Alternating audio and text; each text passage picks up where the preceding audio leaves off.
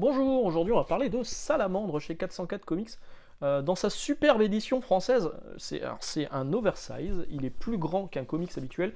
Je vous sors Everything du même, donc là il était juste dessinateur, hein, Culbard. Voilà, ça c'est Everything. Et Salamandre, vous voyez, est plus grand et plus large. Là, Culbard il est à la fois scénariste et dessinateur. L'effet de la couverture, il est hyper cool, c'est c'est une espèce de toile, franchement c'est vraiment très très bien, comme toujours hein, chez 404 Comics, et ce qui a été édité sous l'égide de Nicolas Beaujon, c'est la qualité d'édition, elle est juste impeccable, incroyable, vraiment c'est très très bien. Pour la qualité d'édition, pour le récit, je vais mettre quelques bémols. Disons que ça, très très bien. Vraiment, j'ai beaucoup aimé, je vous le recommande encore aujourd'hui. Là, Culbard est juste au dessin, c'est Christopher Cantwell qui est au scénario, c'est vraiment très bien raconté, c'est vraiment très bien dessiné aussi pour le coup. Là, j'ai pas été emporté. J'ai pas été emporté, c'est l'histoire d'un gamin qui va passer de... Donc il vient de perdre son père, il met son père sur un piédestal, il l'imagine comme un super-héros, il dessine les aventures de son père comme un super-héros. Il vient de perdre son père, sa mère, pour lui essayer de lui changer un peu les idées, parce que là il passe vraiment en mode dépressif et rebelle, l'envoie chez son grand-père qui est de l'autre côté du monde. En fait, il y a une espèce de voile qui coupe le monde en deux, et donc il y a l'endroit où lui il vit et tout est coloré, tout est beau, on peut profiter de la vie, et de l'autre côté par contre c'est beaucoup plus sombre, il y a une dictature, on n'a pas le droit d'avoir des fleurs, on n'a pas le droit d'avoir... Les seuls portraits et photos qu'on a le droit d'avoir chez soi, c'est celles donc du dictateur, parce que tout l'amour que pourrait avoir une famille pour sa famille doit être reporté vers le dictateur. Voilà. C'est un peu particulier. Donc sa mère l'envoie chez son grand-père dans ce monde-là. Hein. Déjà la mère, on sent qu'il y a un truc qui va pas. Hein. Elle se dit oula, il est un petit peu dépressif, je vais l'envoyer dans le pire endroit du monde. Voilà. Donc il retrouve sa cousine, il retrouve une tante, deux tantes, dont une qui est un peu rebelle, qui continue à faire des sculptures et des dessins, qui vit avec de nombreux chats. Il garde toujours la montre de son père avec lui. Il y a cette scène un peu émouvante où en fait pour ne pas on fait une fête, mais ils ne chantent pas, ils font semblant de chanter, la musique on fait semblant de l'entendre pour ne pas éveiller les soupçons des voisins et pour pas être dénoncé. Vache. Donc il y a des idées comme ça qui sont plutôt sympas.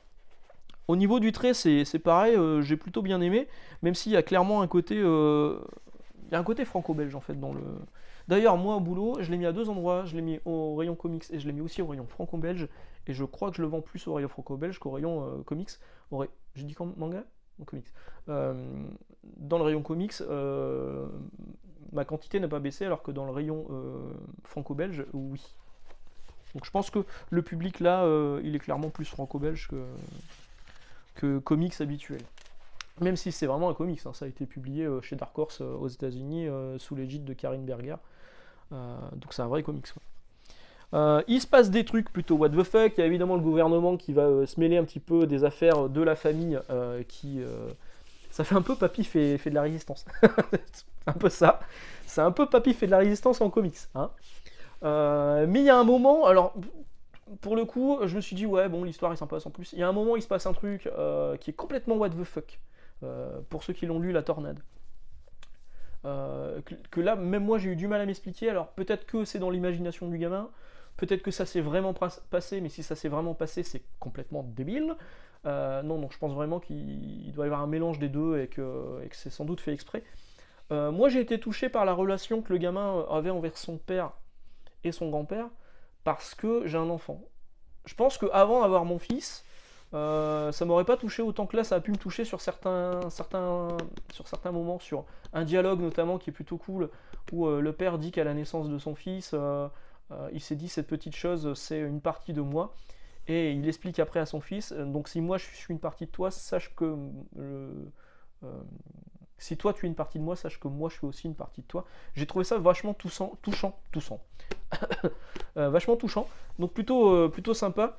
Mais bon, je l'ai lu une fois, je suis pas sûr de le relire. Je suis pas sûr de le relire. C'est pas ce que j'attends d'un comics. En même temps, est-ce que c'est vraiment un comics comme on l'entend? Pas sûr. Ça m'a pas transporté. Et pour tout vous avouer, j'étais quand même un petit peu déçu. Parce que Everything avait mis la barre tellement haut que Salamandre, j'en attendais mieux. Et alors la couverture, elle n'est pas du tout représentative de ce qui se passe à l'intérieur du bouquin, par contre.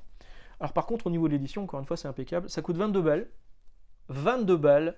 Quand vous voyez que chez Panini, on nous sort Made in Korea en petit format, en format comics classique, couverture souple, pour 22 €, bah là vous avez pour la même chose, pour le même 24 €, je crois que c'est, non, c'est 22 €. Là pour le même prix, vous avez un format beaucoup plus grand, avec un dos toilé, enfin une qualité d'édition qui est bien meilleure, alors que 404 Comics, c'est un petit éditeur par rapport à... Alors oui, il y a un groupe derrière, très bien. Mais Panini, c'est quand même le numéro 1 du comics en France. Et il n'y a aucun effort qui a été fait.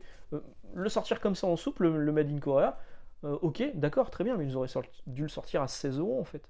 Parce que le trade paperback américain, il a 17 €. Il revient à 17 €, je crois qu'il a 16,99 $. Et va comprendre. Donc, c'est sympa à lire, ne vous attendez pas à quelque chose de si renversant qu'Everything, mais sans plus. Voilà, sans plus. Ça reste quand même pour moi une petite déception, je ne vais pas vous le cacher. Voilà, c'est tout pour moi pour aujourd'hui. On se retrouve samedi si tout va bien, on se retrouve dimanche pour le comics, samedi le manga et dimanche le comics. Ciao!